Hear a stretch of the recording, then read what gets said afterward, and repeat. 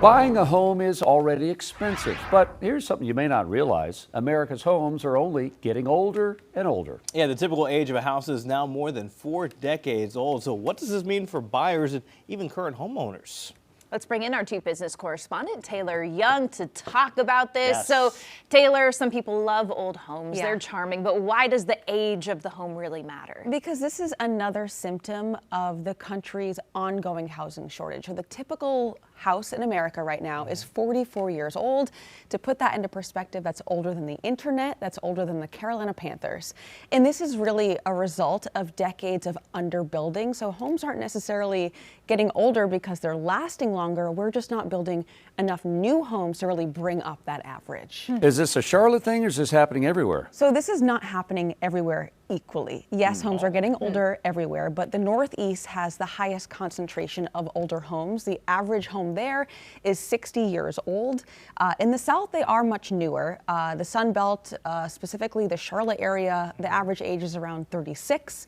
So built around 1990, and that's really just a result of a growing population here and construction companies really seeing the demand for new homes, so they're just continuing to build, which of course is kind of lowering that average age to around 36. Okay, so someone might say, hey, I have an older home, or it's been around for this whole time, I maintain it, Yeah. but how is that really impacting people though? Well, it has a real impact on people's wallets, especially in the last couple of years. I mean, whether you're buying or owning, right? So when you have an older home reaching 40, 45 years old, I mean, those big ticket repairs are only going to get more expensive. Think your HVAC, your roof, plumbing, electrical. You know, new research says more than half of home improvement repairs are now going to these necessary fixes rather than cosmetic. And just think about during the pandemic, people were making a lot of cosmetic changes to their homes. Now more than half of them are just going to keeping the home from falling down. So yeah, affordability is no longer, can I afford the home? Can I afford to stay in the home? It's, can I afford to keep this home structural? Okay. Wow.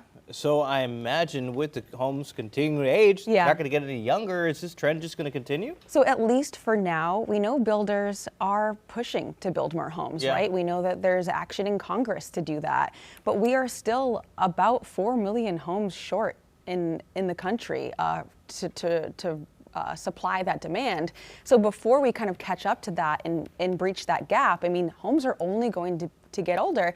And we did mention that bill in Congress right now. That's essentially one of the largest housing affordability bills we've ever seen. That is currently sitting in limbo. There's a lot in that bill that would address the housing shortage, specifically building homes. So it'll be interesting how helpful that will be if it's passed and when it's passed. So something to follow. So many of the homes on the market right now need at least $20,000 in Yeah. updates just to get it to something that's somewhat modern because they're 35, 40 years old. So, man, everything's high. All right. Thank you, Taylor. Appreciate that. Queen City News Plus. Just search Queen City News on your smart TV's app store.